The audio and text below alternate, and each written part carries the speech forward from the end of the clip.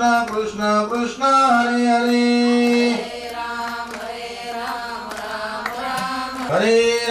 हरे राम राम राम हरे हरे हरे कृष्ण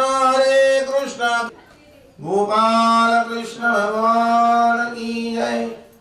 नमः पार्वती वदे हर हर महादेव की जय। ब्रह्मानंदं परमसुखदं केवलं ध्यानमूर्तिं द्वन्द्वातीतं गगनसदृशं तत्त्वमस्यादिलक्षणम् एकं नित्यं विमलमचलं सर्वादिसाक्षिभूतम् भावातीतं त्रिगुणरहितं सद्गुरुं तं नमामि। गोपाल कृष्ण भगवान की जय। सद्गुरु एकनाथ महाराज की जय। नारायणं नमस्कृत्य नरं चैव नरोत्तमं देवीं सरस्वतीं व्यासं ततो जयमुदीरयेत्। नमोऽस्तुते व्यासविशालबुद्धे पुल्लारविन्दाय नवत्रनेत्रा येन त्वयि भारततैलपूर्णः प्रज्वालितो ज्ञानमयप्रदीपः प्रपन्नवार्यादाय पुत्रमित्रैकपालये ज्ञानमुद्राय कृष्णाय गीतामृतद्वये नमः। गोपाल कृष्ण भगवान की जय। सद्गुरु एकनाथ महाराज की जय।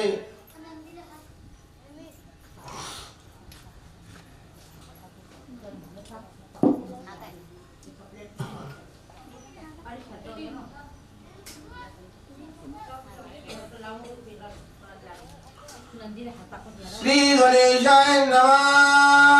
श्री कृष्णाय नमः।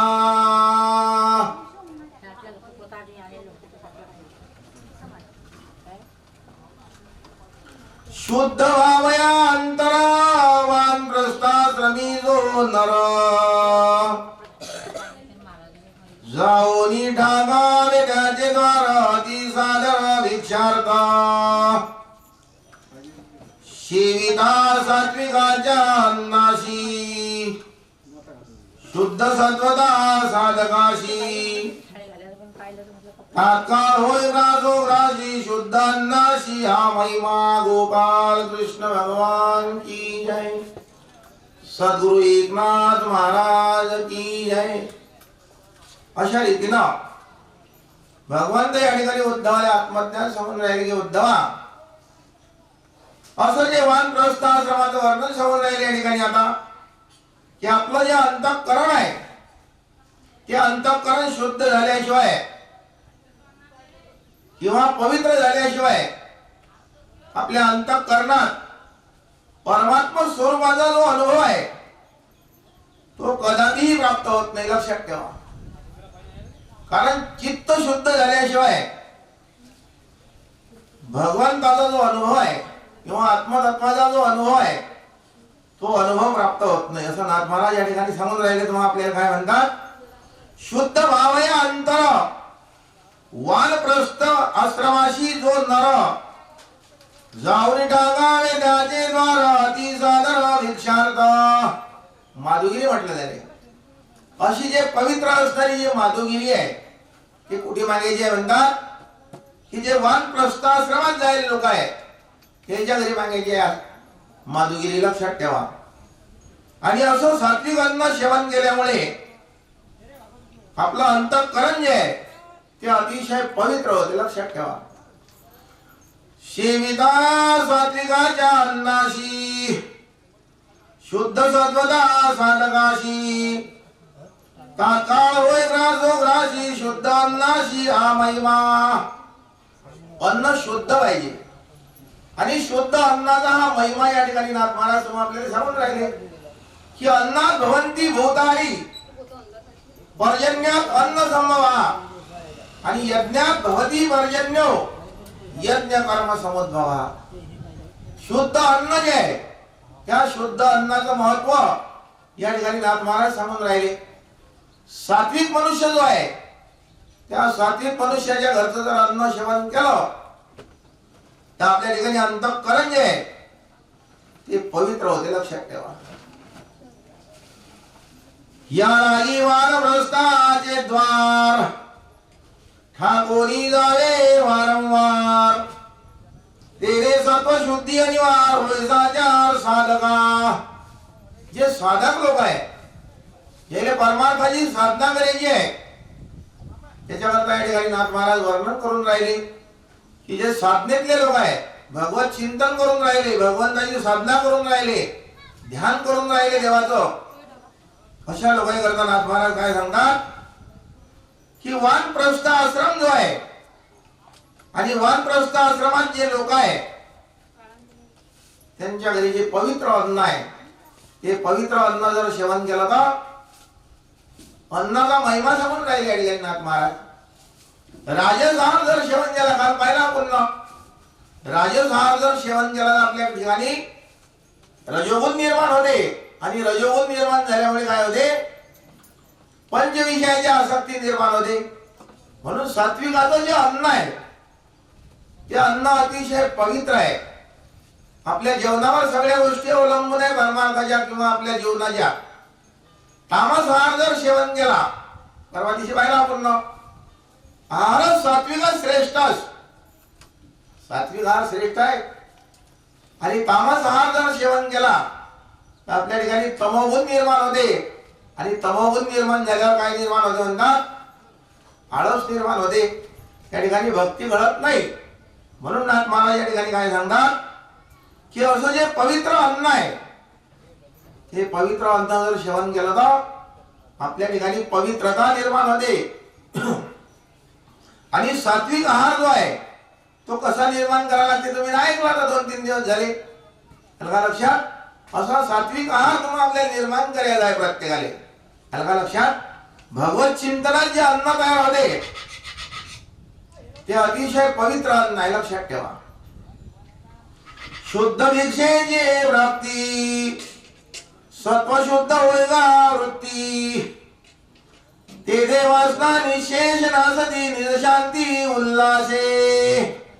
काय म्हणतात नाथ महाराज आता की शुद्ध भिक्षा माधुगिरी जे आहे ते अतिशय पवित्र अन्न आहे. त्या पवित्र अन्नापासून आपल्या ठिकाणी सात्विकता निर्माण होते.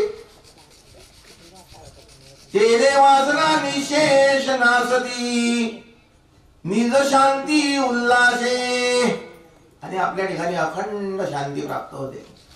आणि अशी जी अखंड शांती आहे ती शांती कोण्या बुद्धीत निर्माण होते, अशी जे प्रशांत बुद्धी आहे त्या प्रशांत बुद्धीत तुमच्या आपल्या ठिकाणी शांती निर्माण होते. भगवंत या ठिकाणी उद्धवाला सांगून राहिले उद्धवा अशी जी राजस बुद्धी आहे, तामस बुद्धी आहे आणि सात्विक बुद्धी आहे.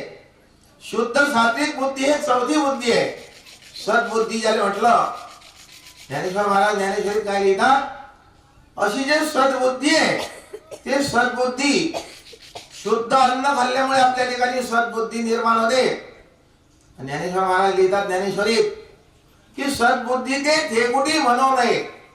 सद्बुद्धी निर्माण झाली जर आपल्या ठिकाणी तर काय होते म्हणतात आपल्या ठिकाणी परमार्थाने नुसती सुरुवात होते, हलका लक्षात. परमार्थ पुढे राहिला अजून सद्बुद्धी निर्माण झाल्यामुळे काय होते आपल्या ठिकाणी चौथी बुद्धी निर्माण झाली आहे. सद्बुद्धी म्हणजे चौथी बुद्धी आहे.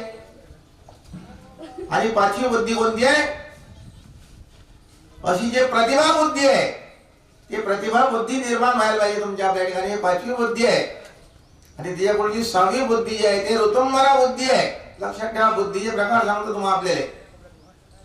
आणि अशी जी ऋतुंबरा बुद्धी आहे ते ऋतुंबरा बुद्धी निर्माण झाल्यानंतर आपल्या ठिकाणी सद्गुरूची प्राप्ती होते, लक्षात ठेवा. ऐशी कर्म साम्य दशा जय होयगा विरेशा तरी सद्गुरू आपलीसा भेटायची का.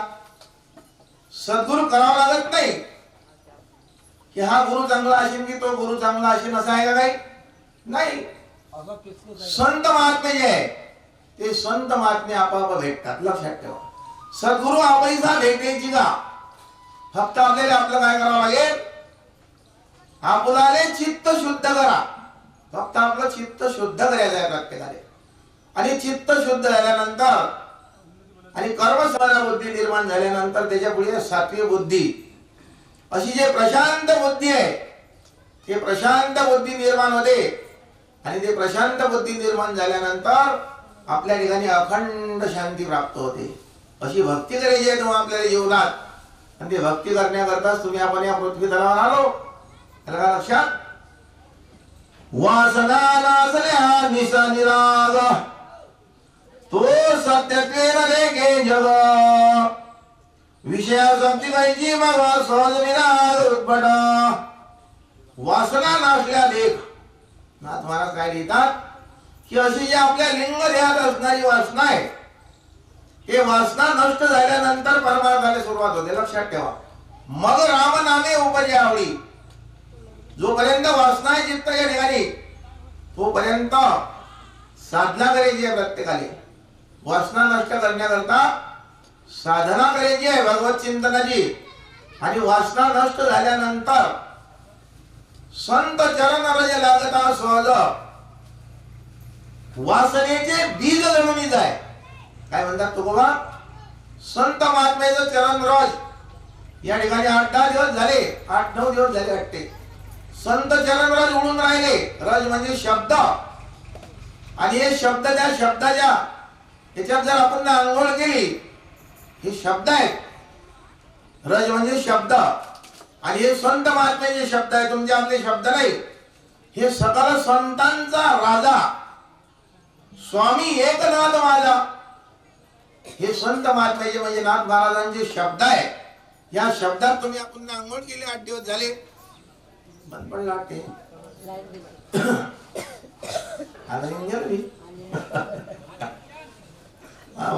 लाईन कमी जास्त होऊन राहील. लाईन कमी जास्त होऊन राहिली. आता 2-4-5 मिनिटं घेऊ. जास्त घ्यायचंच नाही ना आपल्याला. आपल्याला पुढच्या कार्यक्रमात पाहिजे लवकर. आता 9 दिवस झाले तर भागवत ऐकून राहिले. कथा त्रिवेणी संगम देव भक्त आणि नाम. लक्षात ठेवा. या त्रिवेणी संगमात तुम्ही आपण स्नान केलं त्याचा परिणाम काय झाला म्हणतात? आपला उद्धार होईल यात काही नवल नाही. पण त्यांचे उद्धरती पूर्वज ते या संत चरण रजात यांना आंघोळ केली म्हणतात. त्याचं काय होईल म्हणतात? वासनेचे बीज जमिनी जाय मग रामनामी उपजावळी. तो गोवा म्हणतात मग. मग कधी? आपल्या चित्तातली जे वासना आहे ते वासना समोर नष्ट झाल्यानंतर मग रामनामी उपजावळी. आणि मग सुख घडोघडी वाढू लागेल. चित्त या ठिकाणी असं जे पवित्र असणारं आत्मतत्व आहे ते आत्मस्वरूप प्रगट होते. आणि आत्मस्वरूप प्रगट झाल्यानंतरच आनंद आहे. तोपर्यंत आनंद नाही.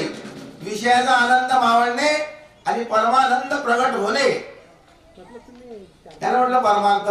त्याला लक्षात नाथ महाराज काय लिहिला या ठिकाणी आता?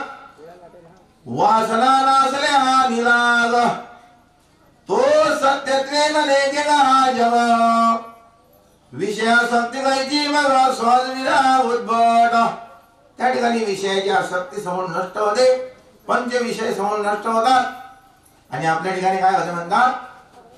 वैराग्य प्राप्त होते. आणि वैराग्य प्राप्त झाल्यानंतर आपल्या ठिकाणी भक्ती घडते. तशी भक्ती घडत नाही. भक्तीचं माध्यम समोर राहिले या ठिकाणी नाथ महाराज. आणि अशी जे पवित्र भक्ती आहे ते पवित्र भक्ती आपल्या चित्तात निर्माण होते. आणि अशी भक्ती निर्माण झाल्यानंतरच आपल्या जीवनाचं कल्याण होते. असं नाथ महाराज 7 दिवस झाले 8 दिवस झाले तुम्हाला आपल्याला सकल संतांचा राजा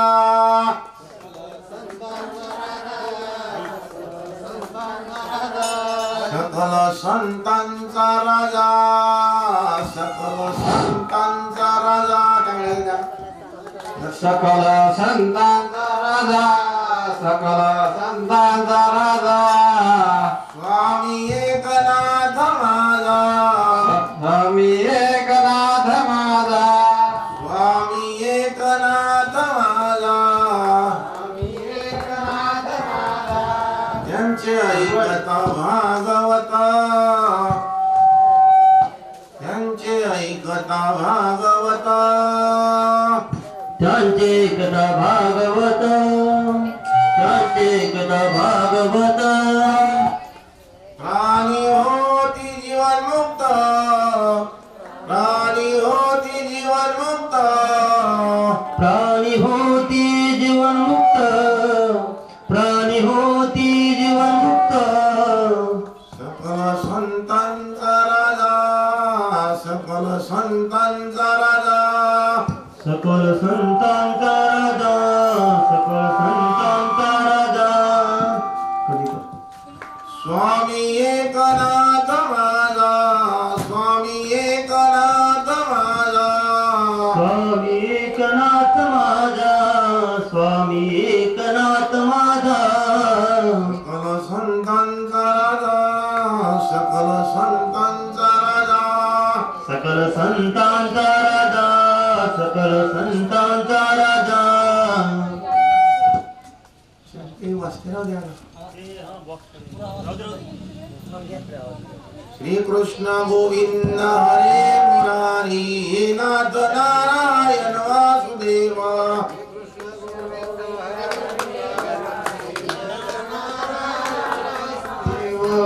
कृष्ण गोविंद हरे मुरारी हे नाथ नारायण वासुदेवा श्री कृष्ण गोविंद हरे मुरारी हे नाथ नारायण वासुदेव श्री कृष्ण गोविंद हरे मुरारी हे नाथ नारायण वासुदेवा श्री कृष्ण गोविंद हरे मुरारी हे नाथ नारायण वासुदेव श्री कृष्ण गोविंद हरे मुरारी हे नाथ नारायण वासुदेवा श्री कृष्ण गोविंद हरे मुरारी हे नाथ नारायण वासुदेव श्री कृष्ण गोविंद हरे मुरारी हे नाथ नारायण वासुदेवा श्री कृष्ण गोविंद हरे मुरारी हे नाथ नारायण वासुदेव गोपाल कृष्ण भगवान की जय सद्गुरु एकनाथ महाराज की जय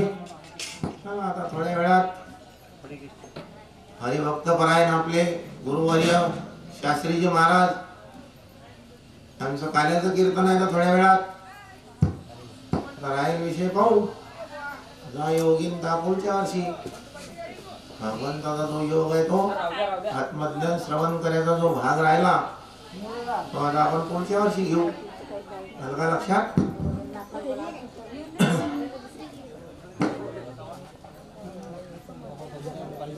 माऊली तुकाराम ज्ञानोबा माऊली तुकाराम ज्ञानोबा माऊली तुकाराम ज्ञानोबा माऊली तुकाराम ज्ञानोबा माऊली तुकाराम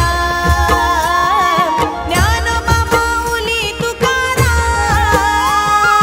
ज्ञानोबा माऊली तुकाराम ज्ञानोबा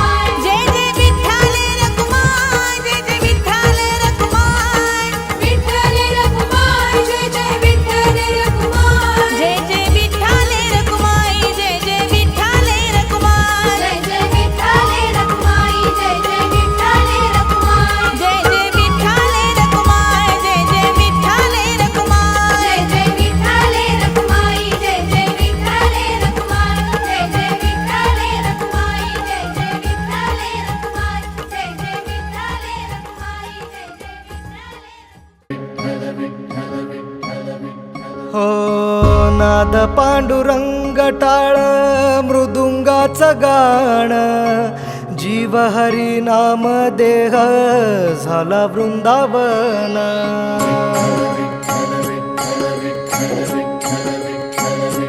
हो नाद पांडुरंग टाळ मृदुंगाचं गाण जीव हरी नाम देह झाला वृंदावन सखा गण गोत तुरे तूच पंच प्राण माऊलीची माया मन आभाळा समान भेटी चालळा रे लागला लागला भेटी चालळा रे लागला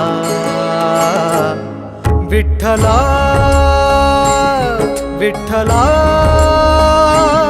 पंढरीच्या माझ्या विठ्ठला विठ्ठला विठ्ठला पंढरीच्या माझ्या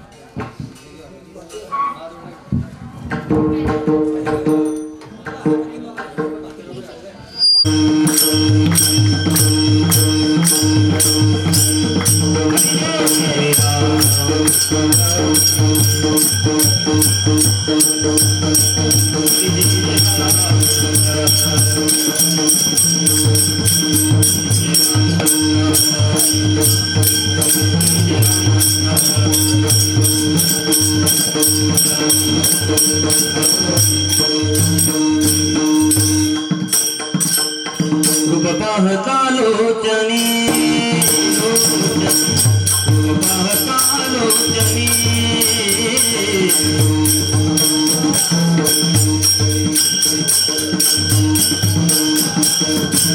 सुख आले मोठा जनी आले मोठा जनी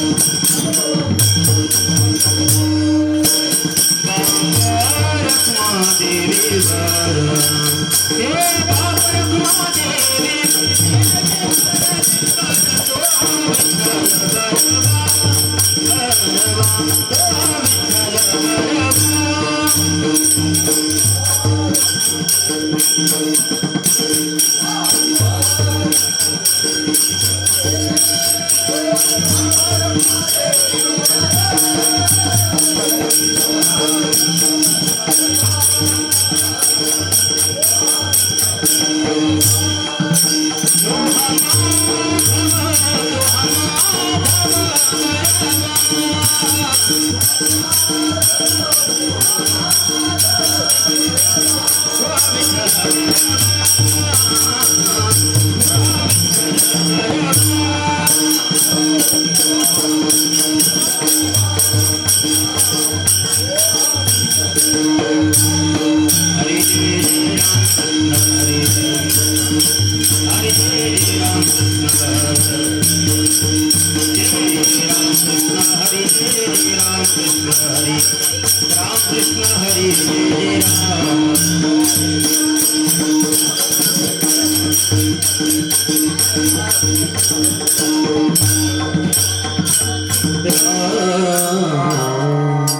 दसरा दिवाळी तुझी आम्हास दसरा दिवाळी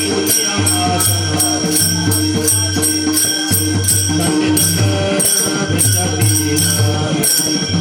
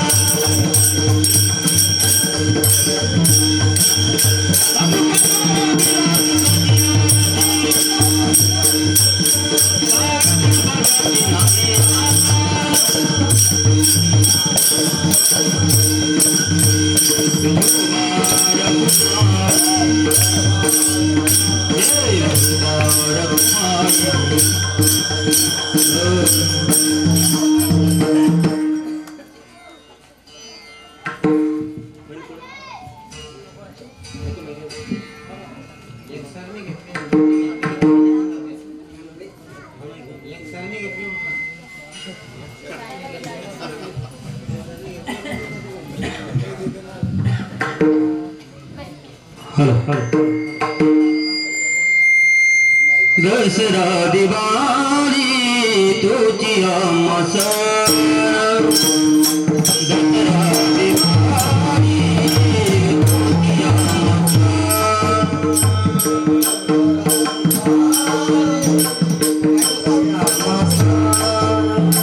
दसरा दिवाळी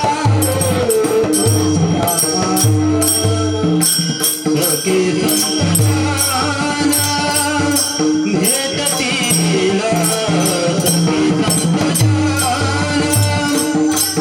भेटतील पदुरीला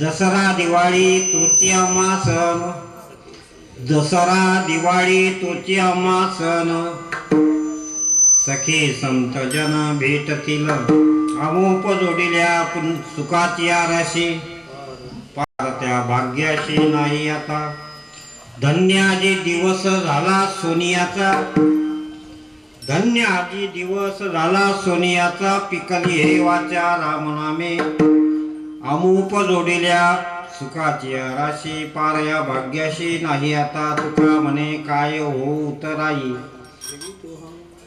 जीव ठेवू पायी संताची अमूप जोडिल्या सुखाची राशी, पार या भाग्याशी नाही आता, पांडुरंगा करू प्रथम पांडुरंगा करू प्रथम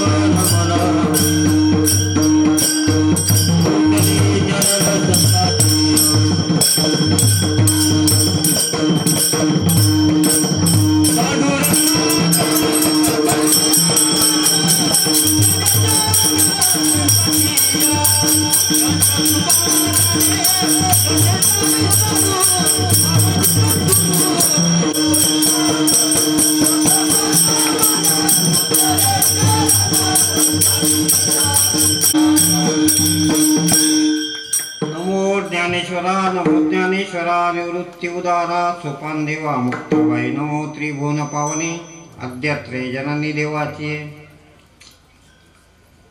दसरा दिवाळी तृतीय सण, सखे संत जन भेटतील अमोप जोडिल्या सुखाची राशी, पारया भाग्याशी. आदिशक्ती जगन्माता जगज्जननी भागवत या ठिकाणी चालू आहे आणि भागवत कथेचे वाचक निरूपण करणारे हरिभक्तीपरायण रामदासजी महाराज रोकडे, अन्य सहकारी आपले सर्व काटी गावातील रहिवासी, त्याचप्रमाणे या सर्व परिसरातील मंडळी, हा कार्यक्रम या ठिकाणी या सोन्याच्या दिवशी संपन्न होत आहे. मत भाग्य आहे की आज दसरा आणि आपण ज्याला सीमोल्लंघन म्हणतो, सोन्याचा दिवस म्हणतो, त्या दिवशी अशा प्रकारची या एकनाथी भागवत ग्रंथाची सांगता काल्याच्या कीर्तनानं व्हायला पाहिजे.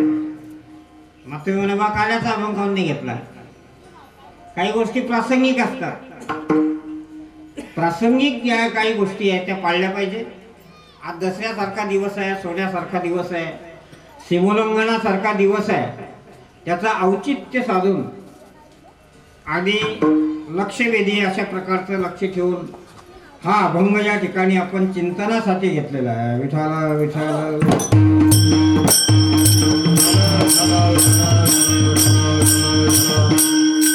दुसरं नाव दसऱ्याला दुसरं नाव आहे विजयादशमी. काय म्हणजे आजच्या दिवशी जो काही विजय प्राप्त झाला आणि काही एक नवचैतन्य निर्माण झालं म्हणून विजयादशमी. मग विजय कुठं कुठं मिळाला? जगदंबेनं अति उग्र रूप धारण करून महिषासुरासारखा राक्षसाशी 9 दिवस संघर्ष केला. 10व्या दिवशी त्याचा निष्पात केला प्रचंड देवीच्या भक्तांनी उदो उदो गजम आंबे उदो उदो केला, तिचा जय जयकार केला आणि एक विजय मिळाला. म्हणून अशा प्रकारची विजयादशमी. एक. दुसरं, श्रीरामाने सोन्याच्या लंकेत राहणाऱ्या बलाढ्य रावणाचा वध केला आणि परत श्रीरामाने विजयश्री मिळवून आपल्या अयोध्या भूमीमध्ये आले. म्हणून रावणाचा वध ज्या दिवशी झाला, रामाला विजय मिळाला, म्हणून विजया दशमी. हे दोन ऐतिहासिक घटना घडल्या. धम्मचक्र प्रवर्तन दिन झाला. अनेक प्रकारचे या विजयादशमीला संघाचं संचालन असते नागपुरामध्ये. दीक्षाभूमीवर अशा प्रकारचं ते धम्मचक्र प्रवर्तन असते. अशा विविध गोष्टी दसऱ्याच्या दिवशी घडलेल्या आहेत. म्हणून हा सण अतिशय महत्वाचा आहे. पण मी तुम्हाला प्रश्न विचारतो बा, दसऱ्याच्या दिवशी आता तुम्ही संध्याकाळी करणारच आहे ते, कशाचे पानं देणार एकमेकाला? कशाचे? आपटेचे म्हणजे आगेट्याचे, आपले वराडी भाषा देणार की नाही एकमेकाला? काय म्हणून देणार आहे ते? काऊन देतात? कधीपासून देतात? कोण चालू केली पद्धत? काय काही शांता बोलो. तुम्ही लोक असे काही बी विचारा तुम्हाला, ते म्हणता आमचे बापदादे करत होते, आजोबा करत होते, पंजोबा करत होते, आमचा चुलता करत होता म्हणून आम्ही करतो. बायाला विचारलं रोट काऊन करतात, तर ते आमच्याकडच्या बाया काय म्हणतात, तुमच्याकडचे नाही मग इकडे करता का? काय विचारलं का रोट काऊन करता? मग आदम सासू करत होती, सासू करत होती, काही सासू करत होती म्हणून मी एवढंच माहित आहे की एवढ्या माहितीवर थांबणार नाही गोष्ट. ते काय त्याला पिशेची आहे नागे दट आहे, पिशेची आहे नागे, त्याला काय अर्थ आहे? प्रत्येक गोष्टी मागे इतिहास असतो, प्रत्येक गोष्टी मागे घटना असते. आणि मी तुम्हाला अशी माहिती सांगणार आहे की दसऱ्याच्या दिवशी सीमेवर जाऊन आपट्याचे पानं आणून एकमेकाला सोनं म्हणून देण्याची पद्धत आणि प्रथा कधीपासून चालू झाली आणि का झाली? विठाला विठाला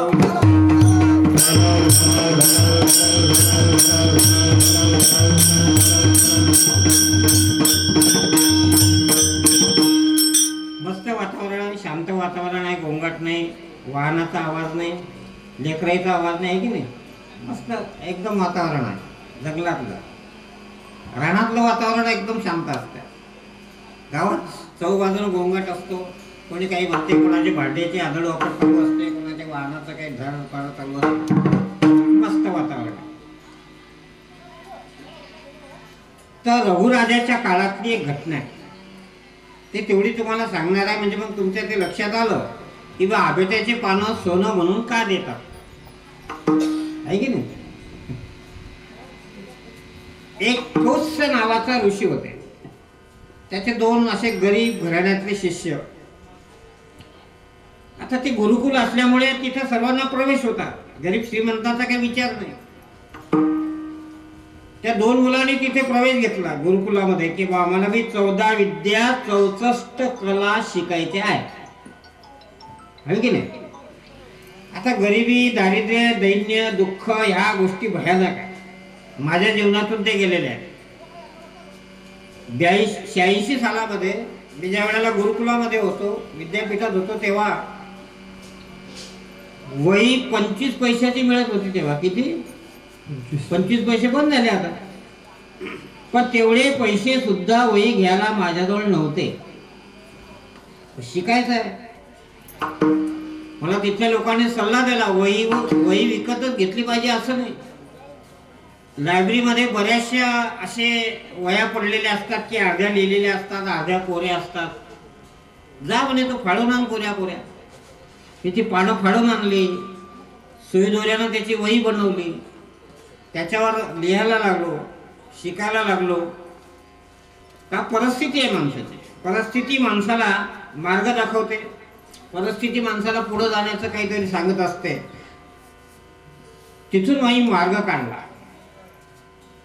ही माझ्या जीवनातली सत्य घटना आहे. अजून ते लोक साक्षी आहेत तिथं शेगावला. तुम्ही त्यांना विचारलं का बा असं अशी घटना आहे का? हो. तिथून सुरुवात झाली माझी. आता हे 2 शिष्य तिथं गुरुजीकडे आले, म्हणायचे आम्हाला शिकायचं आहे बा, पण आमच्या जो देण्याकरता काही नाही. ते म्हणले काही नाही, हा शिका. त्या दोन्ही विद्यार्थ्यांनी 14 विद्या आणि 64 कला पारंगत झाले. एक बी अशी कला आहे की या जगात की ते येत नाही म्हणून त्या पूर्ण कला मिळवल्या, 14 विद्या मिळवल्या, पारंगत झाले. मग शेवटी निरोप समारंभ झाला. ते गुरुजी म्हणाले गो आता जा तुमच्या घरी, तुम्ही लग्न करा, ग्रहस्थाश्रम स्वीकारा, काय तुम्हाला करायचं ते करा, तुम्ही संपन्न झाले. पण ती शिष्य म्हणाले बा आम्ही तुम्ही ना आम्हाला विद्या शिकवली तर आम्हाला काहीतरी दक्षिणा द्यायची आहे, ते सफल होणार नाही. ते गुरुजी म्हणत नाही तुमच्याकडून काही नको, तुम्ही जा आपलं, मी काही तुमच्यावर नाराज नाही, जा, सफल झाली तुमची विद्या. पण ते नाही म्हणले बा काहीतरी आम्हाला मागा तुम्ही, आम्ही देऊ. ते म्हणले काय देणार आहे तुम्ही? येतानाच तर काही नव्हतं तुमच्याजवळ, आता काय देणार आहे? पण त्या गुरुजीला वाटलं हे देणार नाही, आपल्याला घ्यायचं नाही, म्हणून त्यानं म्हणलं 14 विद्या शिकले ना, मग 14,000 सुवर्ण मुद्रा आणा. पा 1 रुपया द्यायची गोष्ट सोय नाही. त्याला काय सांगलं? 14,000 सुवर्ण मुद्रा आणा. तरी बी ते पक्के होते. ते म्हणले हा आमचा राजा तसा समर्थ आहे, आम्ही आणून देतो. 3 दिवसाचा अवधी द्या. त्यावेळेला रघुराजाचं राज्य होतं, सार्वभौम सम्राट राजा होता, कमी कशाची नव्हती. हे गेले तिथं. राजाला म्हणले व आम्हाला 14,000 सुवर्ण मुद्रा पाहिजे. तो राजा म्हणला तुम्ही उशिरा आले. आत्ता काही दिवसापूर्वी मी सर्वदान यज्ञ केला, माझ्या हाती काही राहिलं नाही, मी सत्ता मुलांकडे दिली, मला आता मी निष्काम झालो. ते म्हणले नाही बा आम्हाला तर पाहिजेच, आता आम्ही गुरुजीला वचन देऊन आलो. मग रघुराजानं सांगितलं आपला जो दुसरा पर्याय आहे, कुबेराचा खजिना पाहू बरं काही आहे का? कुबेराचा खजिना भरलेलाच असतो केवळ. कुबेराच्या खजिन्यावर अशा प्रकारचं हे केलं आणि प्रचंड सोन्याच्या मुद्रा आणल्या, त्या दोन्ही शिष्यापुढे ठेवल्या की जा आता तुमच्या गुरुजीला द्या. त्यानं नेल्या, त्या मोजल्या, मोजून बाकीच्या उरल्या. गंमत अशी झाली की ते विद्यार्थी म्हणत आम्हाला 14,000च पाहिजे, आता काही नको. मग या उरले याचं काय करायचं?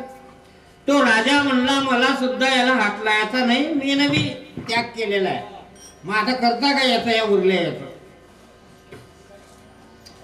काय गंमत आहे पा, हे घ्यायला तयार नाही, ते बी घ्यायला तयार नाही, आणि आम्ही पाकिटासाठी बांधतो. पाकिट कमी झालं एवढे अरे काय भानगडी लावल्या,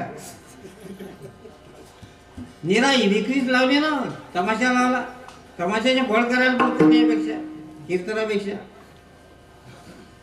ह्या गोष्टी कोणी सांगत नाही आहे ते शिकाय, ते घ्यायला तयार नाही. शेवटी तर रघुराजा म्हणला बा पडू द्या. हे गेले गुरुजीला दिल्या, गुरुजीनं काही त्या घेतल्या नाही. आणि त्या उरलेल्या ज्या होत्या सुवर्ण मुद्रा, तो रघुराजा म्हणे असं करा, या गरीब वस्त्या जिथं असतील त्या वस्तेवर तुम्ही विमानाच्या द्वारा टाका, आपसले लोक घेतील त्यांचा कारभार करतील. प्रचंड प्रमाणात सुवर्ण मुद्राचा वर्षाव झाला, टाकल्या त्या लोकांनी आणल्या जमा करून.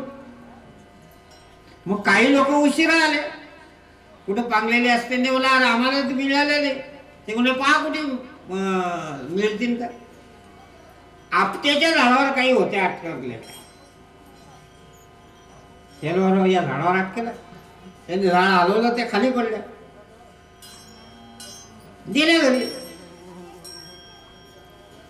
आता हे ऐतिहासिक घटना घडली. मग बाकीच्या लोकांना वाटलं बा या झाडावर असतातच काय, ते 1-2 झाडावर अटकल्या होत्या. तरी या रघुराजाची आठवण म्हणून, त्या 2 शिष्याची आठवण म्हणून त्या दिवशी दसरा सण होता. म्हणून ती बाकीचे लोक म्हणणारी ही पद्धत चालूच राहिली पाहिजे, ही पिढ्यानपिढ्या लोकांच्या इतिहासात त्या स्मरणात राहिली पाहिजे. म्हणून त्या दिवसापासून लोकांनी ते पद्धत चालू केली की सुवर्ण मुद्रा नाही पण सोनं म्हणून आपट्याचे पानं आपण एकमेकाला. कोण सांगले काय गोष्ट तुम्हाला? या की नाही सांगा, काऊनी सांगा, सांगायला पाहिजे, सांगणार ना.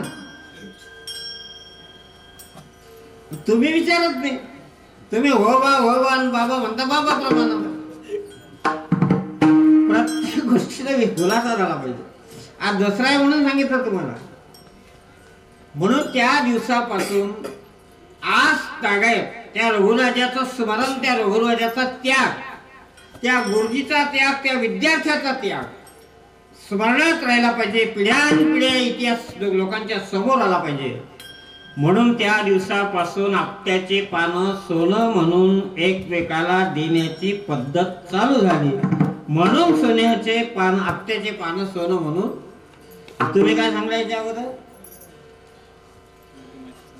हा सांगलंच नाही ना, काय सांगणार का?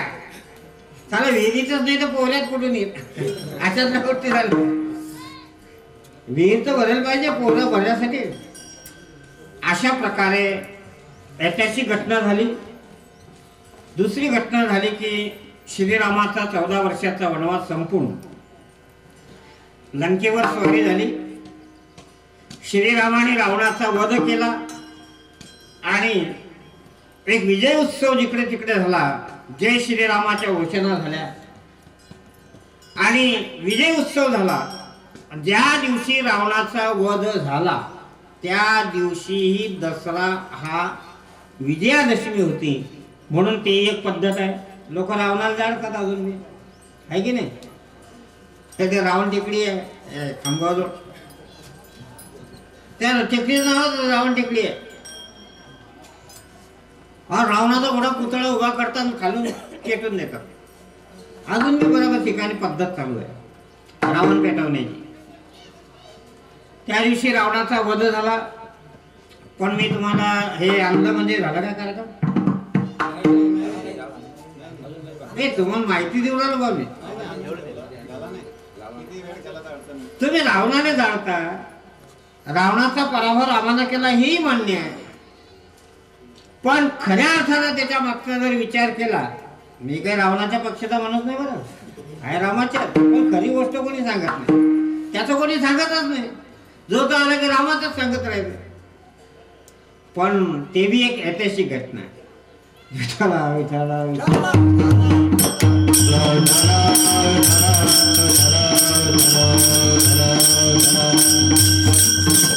समाजाच्या लक्षात आलं पाहिजे. आपण भावबंदकीन मांडतो, दुजा बंधाऱ्यान बांधतो, काही कोर्टाकाठी चालू असते, वकील असते, न्यायालयात जातो, कोर्टात कोटी सारी संपत्ती चालली जाते, त्याचा काही न्याय लागत नाही, भिकार चोर होऊन जातो. या चालू झाल्या गोष्टी. तुम्हाला सांगतो, रामाचं रावणाचं युद्ध प्रचंड प्रमाणात चालू झालं. ते लंकेत नाही, लंकेच्या बाहेर.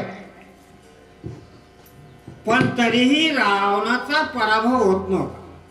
चालूच युद्ध. शेवटी राम थकला.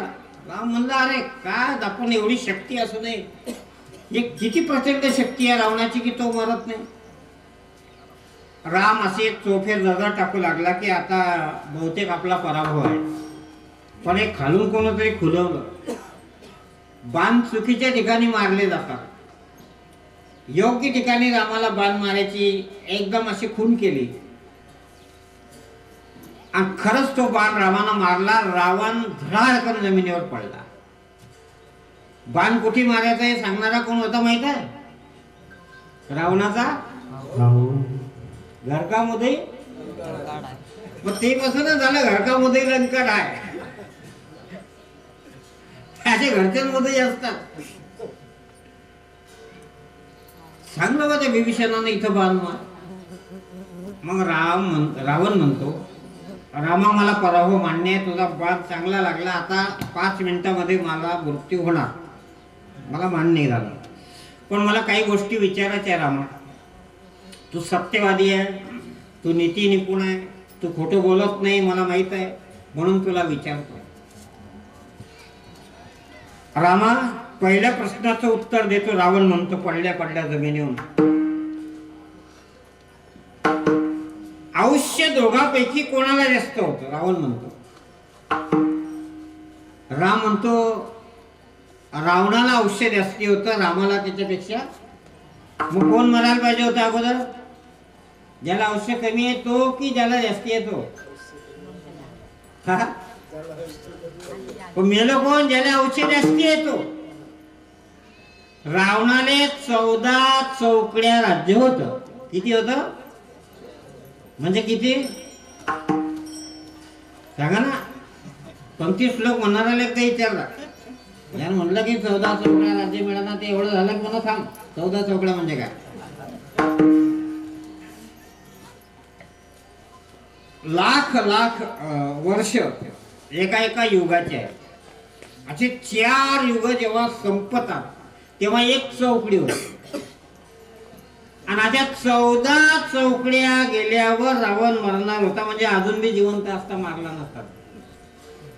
14 चौकड्या थोड्या झाल्या, कारण एकच तर चौकडी होऊन राहिली कलियुगाला. त्रेतायुगातली गोष्ट आहे. पण रावणानं जे विचारलं, रामा आयुष्य कोणाला जास्ती होतं? तर रामानं कबूल केलं आयुष्य तुला जास्ती होतं. तर रावण म्हणतो आयुष्याच्या बाबतीत आघाडीवर कोण होतं? रावण. आता दुसरी गोष्ट संपत्ती. तर रावण म्हणतो माझ्याजवळ एवढी संपत्ती होती, शुद्ध सोन्याची 7 कोटी घरं होती लंकेत. किती? लंके माझी घरे किती ते ऐका, सांगतचे संख्या जैशी तैशी. 5 लक्ष घरं पाषाणाची देथे, 7 लक्ष तेथे विटबंदी. कोटी घरं जेथे काश्या आणि तांब्याची, शुद्ध कांचनाचे 7 कोटी. 7 कोटी घरं सोन्याची होती आणि कासा आणि तांब वापरलेले 1 कोटी घरं होते. 7 लाख घरं निस्ती विटेत बनलेले होते आणि 5 लाख घरं पाषाण नावाच्या दगडात बांधलेले होते. 8 कोटी 12 लाख घरं होते लंकेत. किती? नाही हिशोब केला नाही केला, पण मी सांगून दिलं. 1 कोटी घरं काशान तांब्याची, 7 कोटी सोन्याची. किती झाले घर बळा? 5 लाख घरं पाषाणाचे आणि 7 लाख घरं विटायची. किती कोटी किती लाख झाले सांग ना?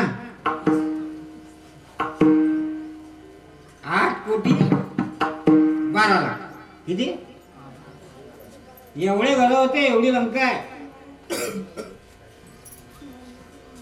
शाळेत जाते पण शाळेत शिकवत येत आहे की नाही? त्याचे मायबाप म्हणता पोराला मारू नका, ते काही शिकत नाही.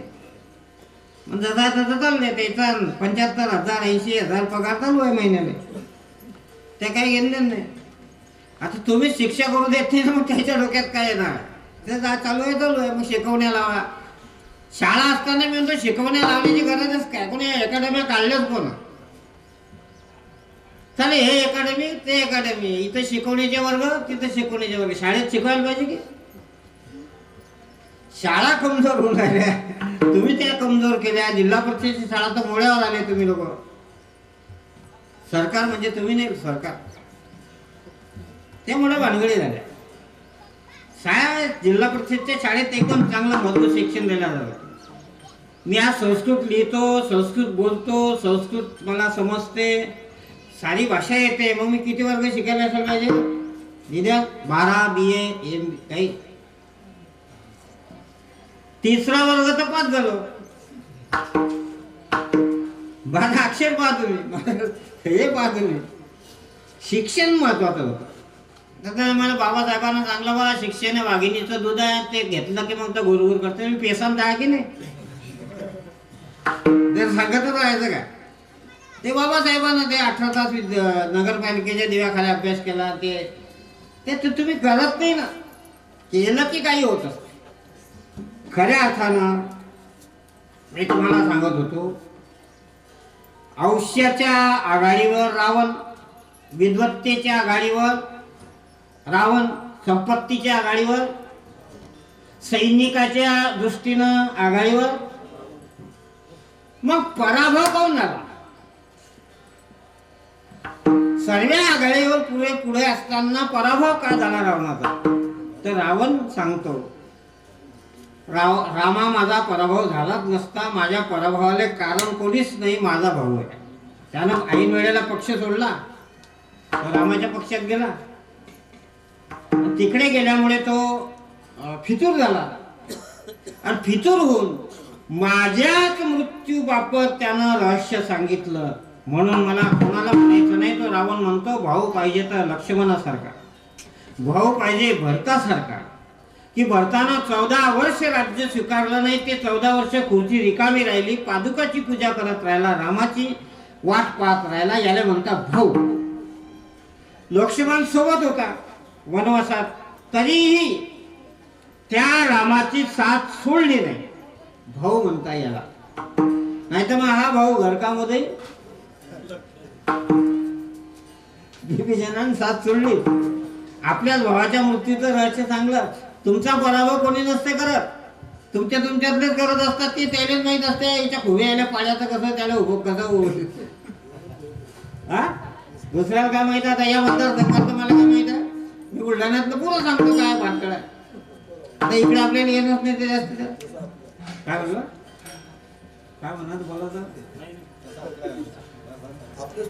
आपल्याच करताना आपला पराभव, आपलेच लोक पुढे जाऊ देत नाही. ह्या गोष्टी आपण ध्यानात ठेवल्या पाहिजे की भाऊच भावाच्या आडवा आला, भाऊ भावानंच सहकार्य केलं म्हणून विजय झाला. मग रामा, लक्ष्मणा, भरतासारखे भाऊ जर असतील तर तो भाऊच विजयी होऊ शकतो. विभीषणासारखे फितूर असतील तर विजय होणे मग किती असू द्या, संपत्ती असू द्या, विद्वत्ता असू द्या, नाना प्रकारच्या गोष्टी असू द्या, पराभव अटळ आहे, निश्चित आहे, होणार. हा इतिहास शिकवतो मला. खरा विजय रावणाचा आहे, पण रामाचा घोषित करण्यात आला, तो त्याच्या भावामुळे करण्यात आला. पण तरी मग रामाच्याच घोषणा देण्यात आल्या, जय श्रीराम म्हणण्यात आलं. विजयाची माळ रामाकडे दिल्या गेली आणि म्हणून तो विजयादशमीचा दिवस होता. म्हणूनच अशा प्रकारची विजयादशमी ही साजरी केल्या जाते. विठाला विठाला.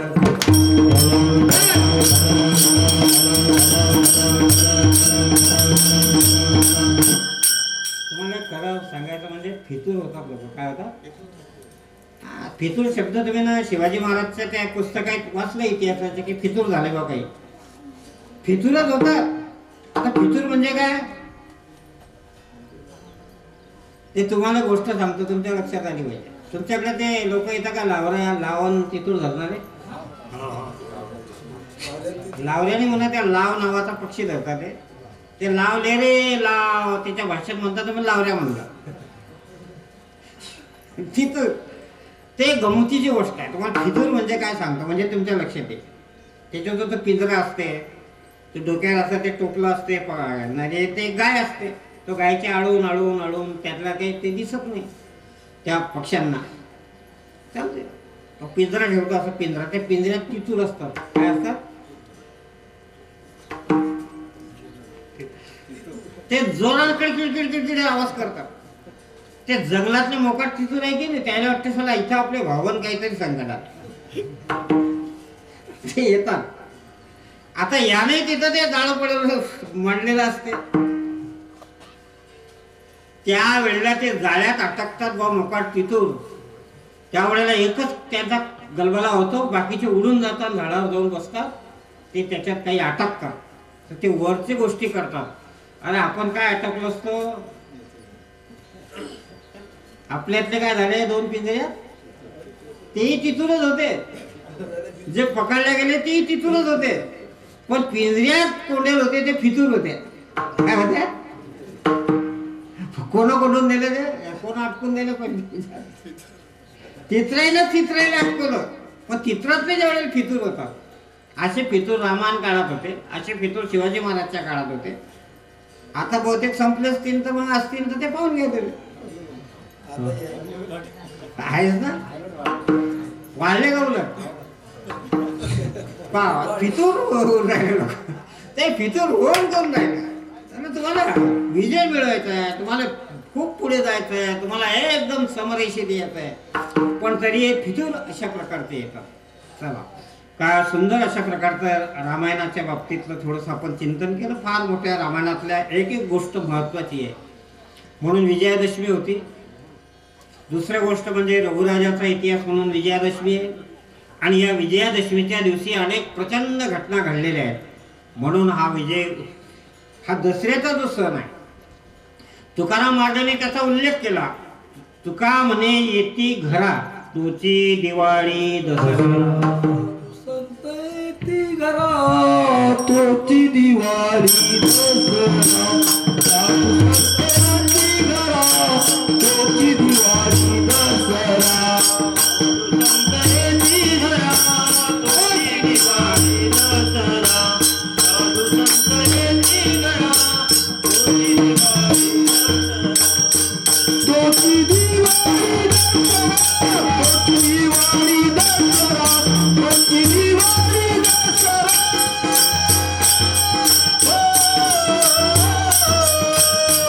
तोची दिवाळी दसरा. तोची दिवाळी दसरा.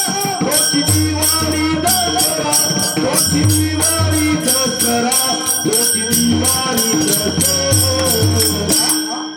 साधू संत येती घरा तोची दिवाळी दसरा.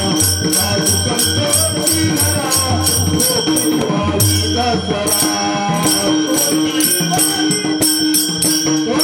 दिवाळी दसरा. तोची दिवाळी दसरा. तोची दिवाळी दसरा. तोची दिवाळी दसरा.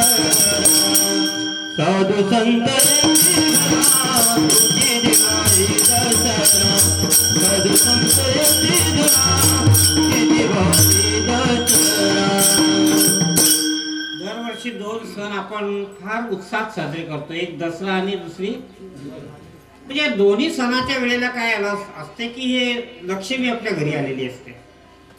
शेतातले कापूस आलेला असतो, ज्वारी आलेली असते, इतर पिकं आलेली असतात, भरभरून घरं भरलेली असतात, अंगणं भरलेली असतात, उधळण होते, पैशांची देवाणघेवाणीची जे व्यवहार आहे मोकळे होतात. दोन सण हे अतिशय शेतकऱ्याच्या जीवनात अतिशय महत्वाचे आहे आणि सर्व त्याच्यात महत्वाचे आहे. म्हणून तुकाराम महाराज म्हणतात, आमचा दसरा आणि आमची दिवाळी 12 महिने असते. आपली कधी असते? आज दसरा गेला 12 महिन्यात. आता दिवाळी आली की एकदा केली की गेली. पण तुकाराम महाराज असं म्हणतात की साधू संत तुका म्हणे येती घरा तुझी दिवाळी दसरा. ज्या दिवशी साधू संत तुमच्या घरी येतात त्या दिवशी दसरा होते, त्या दिवशी दिवाळी होते. दसरा दिवाळी हे आनंदाचे सण आहे. आता दिवाळी येऊन राहिलेली आहे. उठा उठा दिवाळी, उठा उठा आली दिवाळी. बघा दिवाळीचा सण येतोय. दसऱ्याचा सण आज आहे. दसरा दिवाळी हे त्या सणाबद्दल म्हणताना तुकाराम महाराज म्हणतात, दसरा दिवाळी तोची आम्हा सण. कधी सखे संत जन, आमचे सखे आमचे जवळचे संत जन ज्या वेळेला त्यांना आम्ही आलिंगन देऊ, त्या वेळेला त्यांची पूजा करू, त्या दिवशी आमचा दसरा असतो, त्या दिवशी आमची दिवाळी साजरी होते. साधू संत घरी येणं तोही दिवाळी दसरा आहे. म्हणून आले आपल्या घरी साधू संत तर त्या दिवशी त्यांचं औक्षण करायचं, त्यांची थोडीफार पूजा करायची, काय असे गंध अक्षता द्यायच्या आपल्या परीनं त्यांना. तो दसरा दिवाळीच असतो. म्हणून तुकाराम महाराज म्हणतात, साधू संत घरी येतात तो त्या वेळेला दिवाळी दसरा आहे. दसरा दिवाळी तोची आम्हा सण, सखे संतजन भेटते. मग सखे संतजन हरी घरी येतात, दसरा येतो, त्यावेळेला काय होते? जसं या धनाच्या राशी शेतातल्या राशी घरी येतात त्यावेळेला घर भरतं, अंगण भरतं, आपण लक्ष्मीची पूजा करतो. आता करता केली मला माहित नाही. पहिले ज्वारी त्या खड्यावर मळायची, बैल फिरून त्याची एक रास पडायची. रास ते रास घरी न्यायचे ते लोक. त्या पहिले त्याला झेंडूची फुलं, अगरबत्ती म्हणजे त्या लक्ष्मीची पूजा करायची. हे माय माऊली तुनं एवढं दिलं, आम्ही आता घरी नेतो आम्हाला खाण्यासाठी, असंच पुढच्या वर्षी देत राहा म्हणून कृतज्ञता धान्याविषयी त्या राशीची पूजा करायची. बघा त्या गोष्टी फार चांगल्या होत्या. त्या राशी पडत त्या खळ्यावर ते लोक घरी नेत, काही दाणे विखुरलेले पडत असत, काही मुंग्या खात, काही पक्षी खात, म्हणजे सर्वांना मिळायचं. शेतकरीच एक असा आहे की तो जीवजंतूलाही पोचतो, माणसालाच नाही. त्याला फक्त बळीराजा बनले जाते. हे पाहणं पुढारी काय म्हणता, बळीराजा तो फाशी घेऊन राहिला तरी, तो औषध पिऊन राहिला तरी, त्याच्या वावर खराब होऊन राहिले तरी बळीराजा. आता आज तर प्रचंड प्रमाणात नुकसान झालं. घरात पाणी घुसलेलं आहे, शेतातून पाणी गेलेलं आहे, पूर्ण पिकं नदी काठची खरबडून गेलेलं आहे. असं प्रचंड 11 दरवाज्यातून पाणी सोडलं नलगंगेचं. हे तर विश्वगंगेचं मोकाटच आहे म्हणा. ते काय भरलं की त्याच्या मतानच येतं बाहेर, ते सोडायचं काम नाही आहे. त्याला सांडवाय, त्याला दरवाजाची पद्धत नाही आहे धरणाला. या धरणाला दरवाजाची पद्धत आहे. पण ते प्रचंड प्रमाणात रात्री इतका पाऊस झाला, ढगफुटीसारखा कडाळ ते ढग घासत होते, पाऊस पडत होता. नाईलाज होता. ते 11 दरवाजे उघडा गेले. लोकांच्या दाताळ्याच्या घरात पाणी घुसलं, शलापूरच्या घरामध्ये पाणी घुसलं, रोडावर पाणी आहे, पुलावरून पाणी आहे, असं झालं ते काम. तर शेतकरी फार मोठ्या धीरानं गंभीरतेनं उभा आहे. त्या राशी याच्या, मग त्या राशी सुखाच्या असायच्या.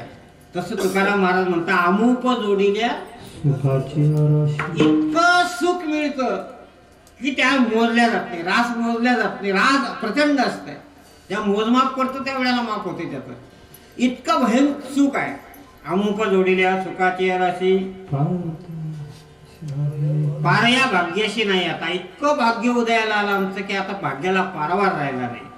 म्हणून आजचा जो दिवस आहे, धन्याजी दिवस झाला सोनियाचा, हा सोन्याचा दिवस, हा धन्य आहे आजचा दिवस. खऱ्या अर्थानं तो पवित्र आहे, तो सोन्याचा दिवस आहे. आदि सोनियाचा देणू वरसे अमृताचा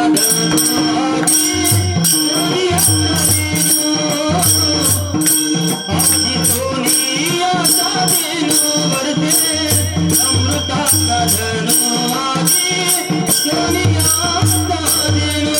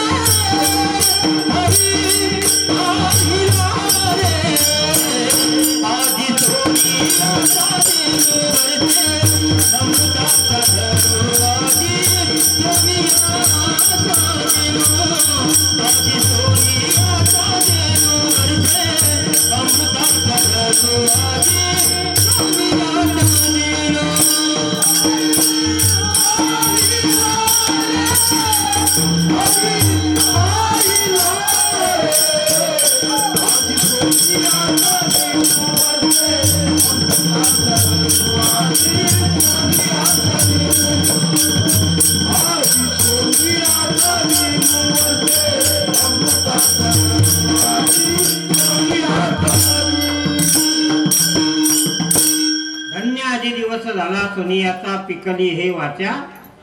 राम नाम घेता घेता वाचा पिकते. जसं एखाद्या झाडाला फळ पिकतं, पिकलं की त्यात स्वाद येतो, त्याच्यात गोळाई येते आणि अशी ते मधुर लागते ते फळ. तशी वाचा पिकत असते. वाचा पिकली पाहिजे. ते तुरट खारट कडू काऊन असते वाचा, ते पिकत नाही. त्या रामनामानं पिकते. जेवढ्याला ते पिकली का तिच्यात खऱ्या अर्थानं मधुरता येते, ती लोकांना आवडते. अशी राम नामानं आमची वाचा पिकली आणि हा दिवस आजचा सोन्याचा धन्य झाला. या बाबतीत तुकाराम महाराज म्हणतात, तुका म्हणे काय हो उतराई. उतराई होणे इतकंही माझ्याजवळ काही शिल्लक राहिलं नाही. पण एक गोष्ट आहे, माझं मस्तक त्यांच्या पायावर ठेवून ठेविता पायी जीव थोडा नाही, ते दुसरं आहे, जीव ठेवू पायी संताची. पण जरी जीव ठेवला त्यांच्या पायावर तरीही त्याची बरोबरी होणार नाही. इतक्या प्रकारचं हा सोन्याचा दिवस, दसऱ्याचा दिवस साधू संतांच्या कृपेनं आम्हाला मिळाला. विठोबा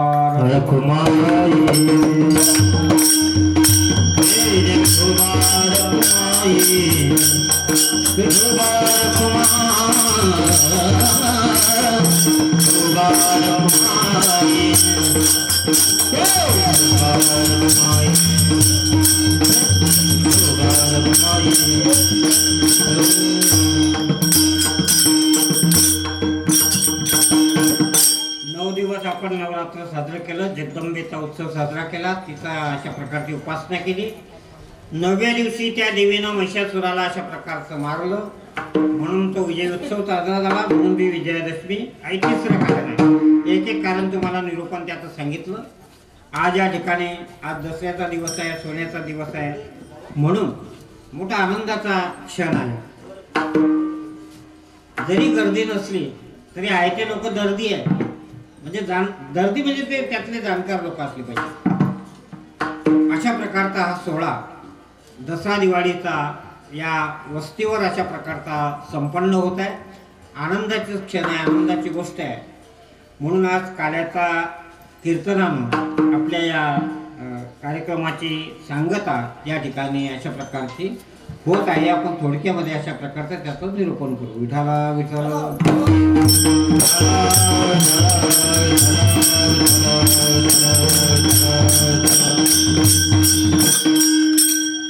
आता दिवाळीला फटाके कोण फोडतं ते सांगा, सांगा ना. आकाश कंदील लावतात, फटाक्याचा बार उडवतात. झालं काय नाही युट्यूबवर, झालं काय सांगा तुम्ही. हा चमत्कारिक गोष्टी आहे. नरक चतुर्दशीच्या दिवशी आपण हा दिवे लावतो. प्रचंड दिव्यांची माळ असते, ती दिवे लावतो, आकाशकंदील लावतो, फटाक्याची आतषबाजी करतो. झालं काय असं, तुम्हाला प्रकाश उत्सव साजरा करतो. अंधारातून प्रकाशाकडे जायचं आहे म्हणून दिवे लावतो, आकाशकंदील लावतो. ते घटना घडलेली आहे. ती नरकासूर नावाच्या एका विकृत माणसानं, विकृत राक्षस म्हणतात, किमान 16,000 मुली, 9 तरुणी ज्यांचे विवाह झाला नाही अशा. आता ते काय झालं, या विकृत लोकांच्या हाती सत्ता दिली की ते काय करतील सांगता येत नाही. विकृती घोषली की काही करतात ते लोक. सत्ता चांगल्याच माणसाच्या हाती द्या, सज्जनाच्या हाती द्या, चांगल्या माणसाच्या हाती द्या, प्रामाणिक माणसाच्या हाती द्या, किंवा कोणाच्या हाती देत राहतात, मग ते विकृत घडत राहते.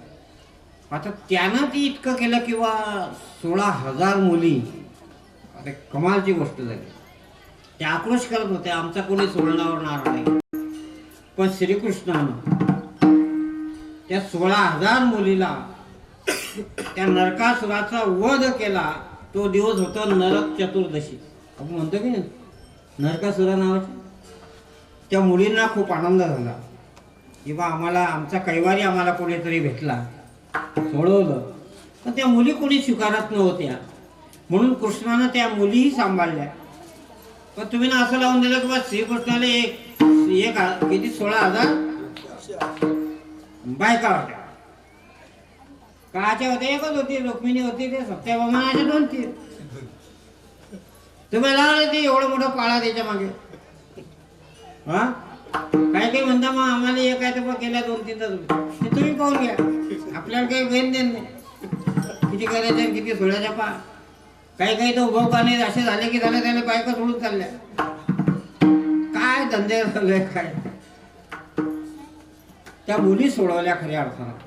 म्हणून अशा प्रकारची ती दिवाळी साजरी केल्या जाते, तो पाडवा साजरे केल्या जाते. बलीचं त्यावेळेला राज्य आलं तेव्हा तोही दिवस साजरा केला जातो. आपल्याला काही औषध्या लागतात, म्हणून धन्वंतरीनं काही औषध्या तुम्हाला आपल्याला दिलेल्या आहेत आरोग्यासाठी, म्हणून तोही दिवस साजरा केला जातो. अशी 5 दिवस तो सण दसरा दिवाळीचा साजरा केला जातो. दसऱ्याचा आजचा दिवस साजरा केला जातो. ह्या दसरा दिवाळी हे सण अतिशय महत्त्वाचे आहे. म्हणून श्रीकृष्णानं काही क्रांतिकारी गोष्टी केल्या आपल्या जीवनामध्ये. जीवनाची सुरुवात फार सुंदर असते. आईबाप जलामध्ये आहे, त्याचा तिथं जन्म झालेला आहे. त्या आता घटना एवढ्या सांगायचं आपल्याला हे वेळ नाही आहे. तो लहानसा मोठा होतो, साऱ्या आजूबाजूचे दृश्य पाहतो कृष्ण. अरे भयानक परिस्थिती आहे, बदलवली पाहिजे म्हणून तो बलाढ्य अशा प्रकारच्या शत्रुता काग बग रिठा मारिला बाळपणी अवघी दैत्य खाणी बुडबुडी. कमी वयामध्ये बलाढ्य राक्षसांचा निष्पात करत एक एक गोष्ट सोडवली. समाज सुखीत झाला, समाजाच्या उपद्रवी लोक कमी झाले. ते कृष्णानं एक प्रकारची क्रांती केली. अख्खं 125 वर्षाचं आयुष्य होतं कृष्णाला. किती? पण लीला लहानपणापासून चालू झाली, जन्मल्यापासून तर अखेरपर्यंत चालू. काय काय घोडी झाल्या, घटना झाल्या, आपण सर्व भागवतामधून काल्याच्या कीर्तनामधून ऐकत असतो. त्यातला एक महत्वाचा प्रसंग आहे कृष्णाच्या जीवनातला, गायी राखण्याचा. राखिता गोधने रांगता गोधने राखीत आहे. गोधन राखत असताना, गायी राखत असताना त्याचे सवंगडी, त्याचे मित्र सर्व त्याच्या बरोबर असायचे.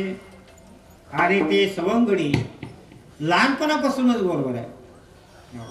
त्यावेळेला गोकुळात होते बरोबरच आहे, वृंदावनातही बरोबर आहे, गाईचा असतानाही बरोबर आहे. सुदामा तर तो श्रीकृष्ण राजा झाला तरी सुदामा आपल्या मित्राची आठवण विसरला नाही, कृष्ण आठवण विसरला नाही. त्याही घटना आहे. राजा होईपर्यंत सर्व लीला, बाळलीला आपण ज्याला म्हणतो त्या झालेल्या. गाई चारायला जायचं, गाई चारायचा धंदा. गोधने गोधने सारा बया जातो चारंग पाणी. सारा बया जातो चारंग पाणी.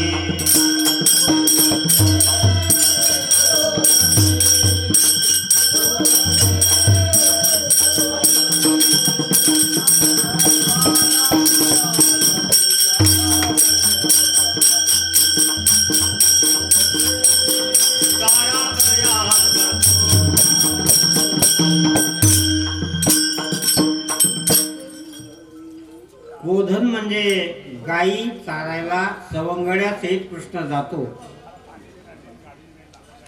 आता गायी चारणं जीवावर येतात. गायीचं जरा अवघड झालं, पण तरी बी गायी आहे, शेतकऱ्याकडे गायी आहेत, गायी बऱ्याच लोकांकडे आहेत. सोपा धंदा नाही गायी चारायला जाणं. पाऊस पडत राहतो, ऊन तापत राहते, शिदोरी सोबत घेऊन जायची, ती कडक होते, ते खायचे. पाणी तिकडे कुठं नदीचं प्यायचं, कुठे विहिरीचं प्यायचं, म्हणजे तो कठीण धंदा आहे. पण तरी तो आनंदाचा, उत्सवाचा धंदा आहे. म्हणून असे सवंगड्या सहित कृष्ण आपला गायी चारायला जातो. गायी चरतात, झाडाखाली येऊन बसतात. ते गोपाळ म्हणतात आता गायी बसलेल्या आहेत, तर या दुपारची वेळ झालेली आहे, आपण काही खेळ खेळू. मग विटी, दांडू, चेंडू, लगोरी अशा प्रकारचे खेळ खेळायचे. नाना प्रकारचे खेळ की ज्यातून शरीरातून काहीतरी असा त्याला हे होईल. खेळ खेळायचे. गायी जायच्या, पुन्हा गायी उठायच्या दुपारच्या. आणखीन दुपार झाली की त्या पुन्हा चरायला निघून जायच्या. पण ते गोपाल म्हणायचे की बा आता दुपार झाली, 12 वाजले बहुतेक. नाही, आता वाजलीची 12:30. ते त्यावेळेस सांगतो, त्यावेळेसची गोष्ट आपली आताची आहे. आता 12 वाजले म्हणजे एक गोष्ट. 12 वाजता माणसाला 2 गोष्टी सतावतात, रात्री आणि दिवसा. दिवसा 12 वाजता माणसाला भूक सतावते, रात्री 12 वाजता माणसाला काम सतावतं. पण यामध्ये मजेदार गोष्टी 12 वाजायच्या. दिवसा 12 वाजता महावीरानं घर सोडलं, पुन्हा घरात गेला नाही. कोण? भगवान महावीर. गौतम बुद्धानं रात्री 12 वाजता घर सोडलं, पुन्हा ते घर पाहिलं. रामाचा जन्म किती वाजता झाला? कृष्णाचा जन्म.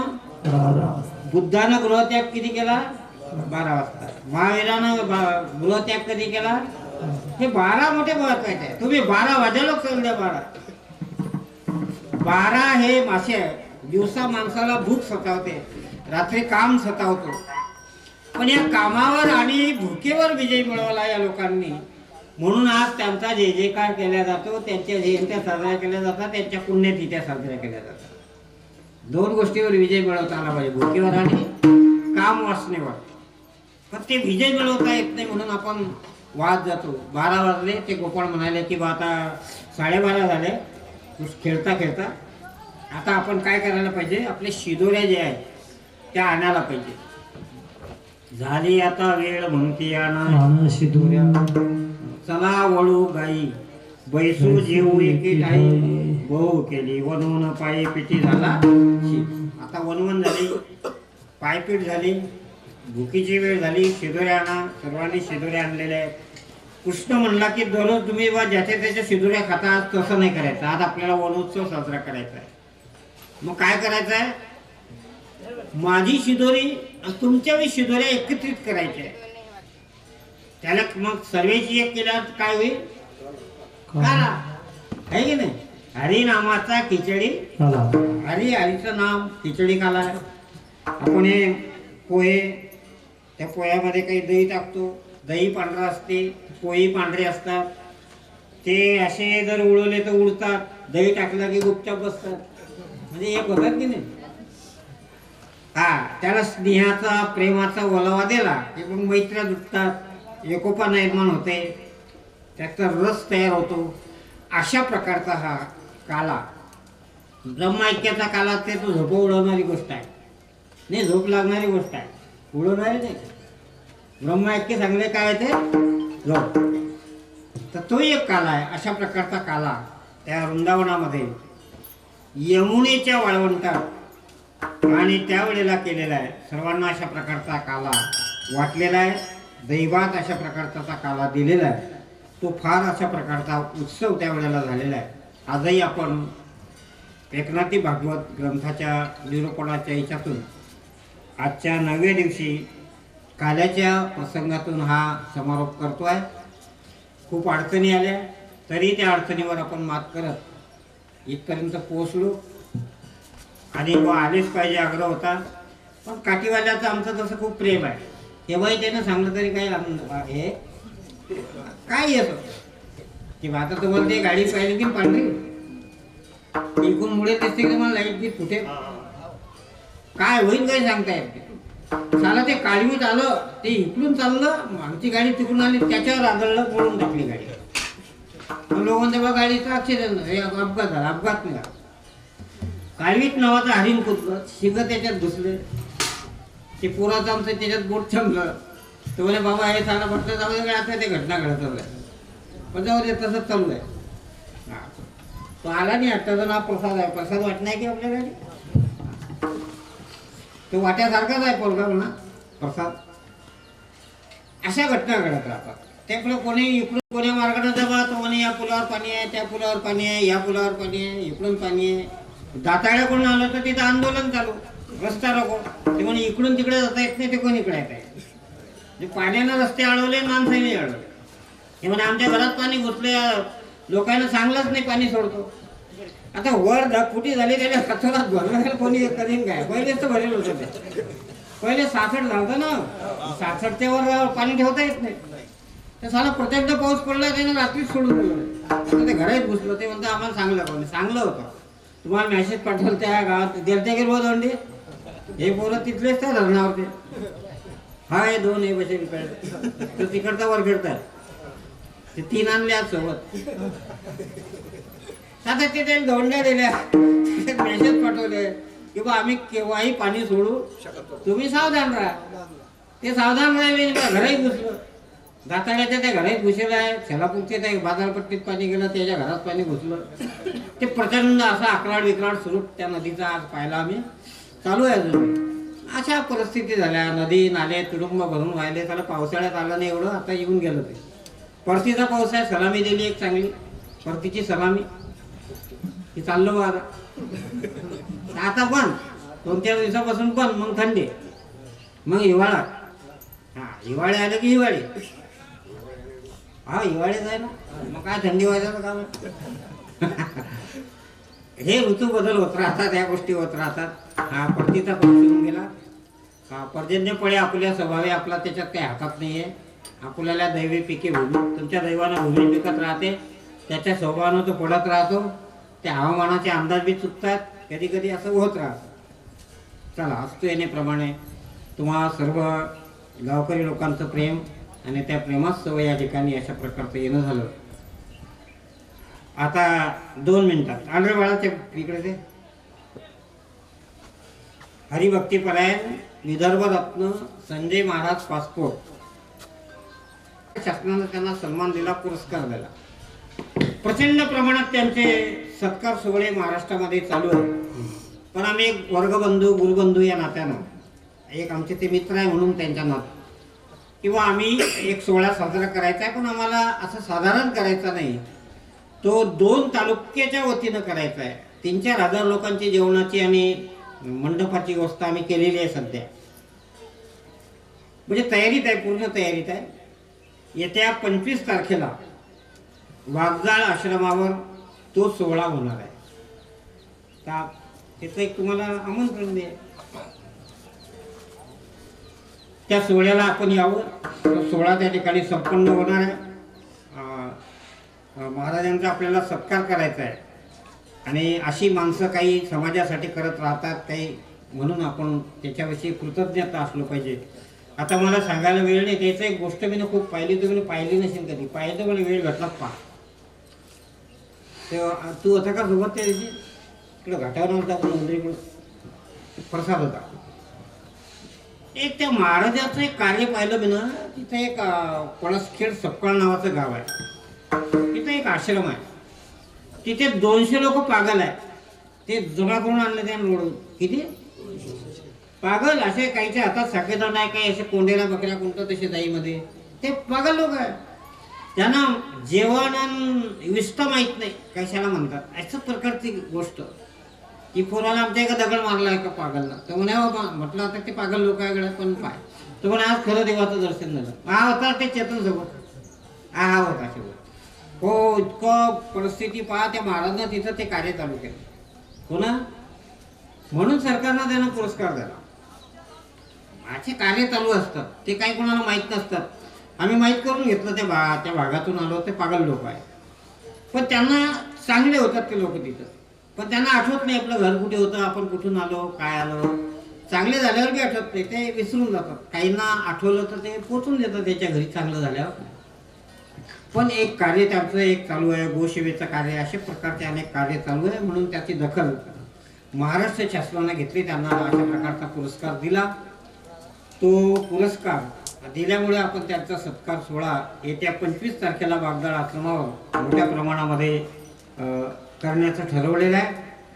आपण सुद्धा तो सोहळा पाहण्याकरता यावं आणि महाराजांचा सत्कार करावा अशी तुम्हाला विनंती बी आहे, आदेश बी आहे आणि एक आवतन बी आहे. ज्ञानेश्वरा माऊली नाराज माऊलीचा, माऊली नाराज, माऊली नाराज पंडित कृष्णमणी योगा जगी प्रकाश या ब्रह्मादिका उत्तम लोकागातो तुका म्हणे भूमंडळी, तुका म्हणे भूमंडळी.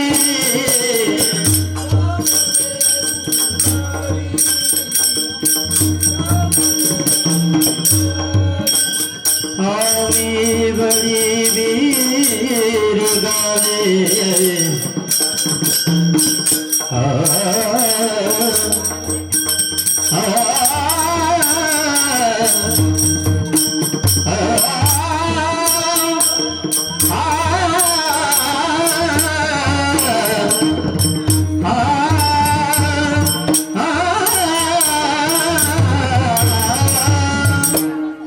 आम्ही गरीब गाळे, आम्ही गरीब गाळे,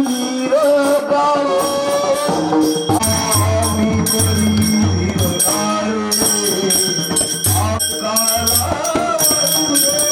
गाळे.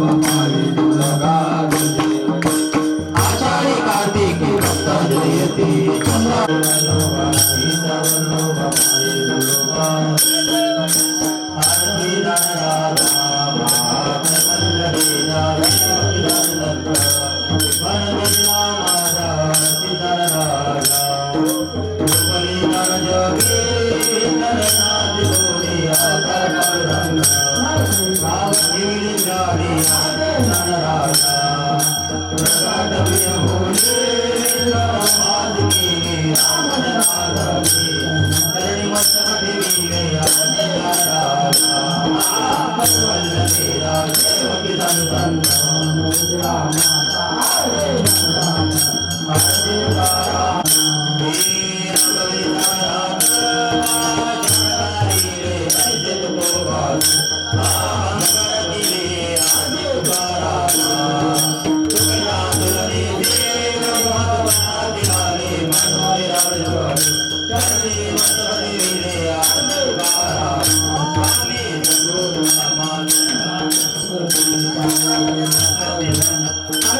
तारा महाराजा समर्था ते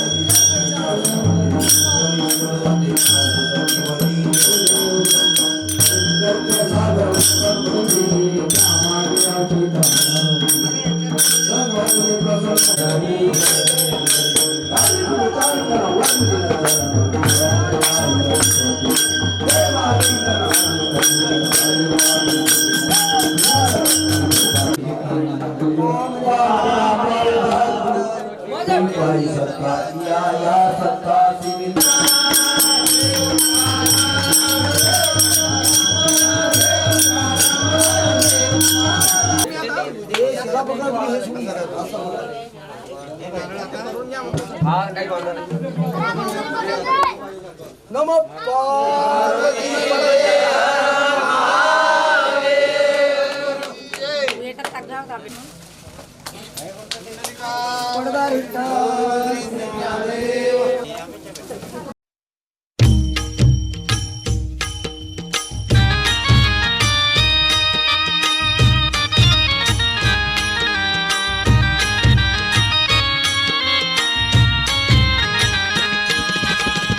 विठू माऊली तू माऊली जगाची, विठू माऊली तू माऊली जगाची, माऊलीत मूर्ती विठ्ठलाची. विठ्ठला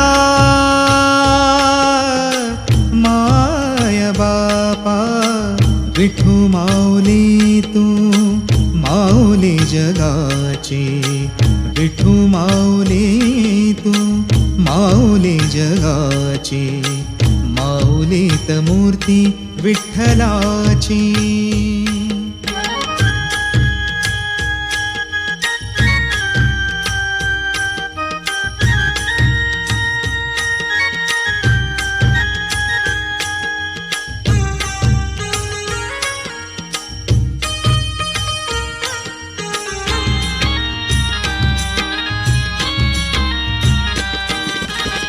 काय तुझी माया सांगू श्रीरंगा, काय तुझी माया सांगू श्रीरंगा. संसाराची पंढरी तू केली पांडुरंगा, डोळ्यातून वाहे माय चंद्रभागा, डोळ्यातून वाहे माय चंद्रभागा. अमृताची गोडी आज आलिया अभंगा, विठ्ठला पांडुरंगा. अभंगाला जोड टाळ चिपळ्यांची, अभंगाला जोड टाळ चिपळ्यांची. माऊलीत मूर्ती विठ्ठलाची, विठ्ठला माय बापा. विठू माऊली तू माऊली जगाची, माऊलीत मूर्ती विठ्ठलाची.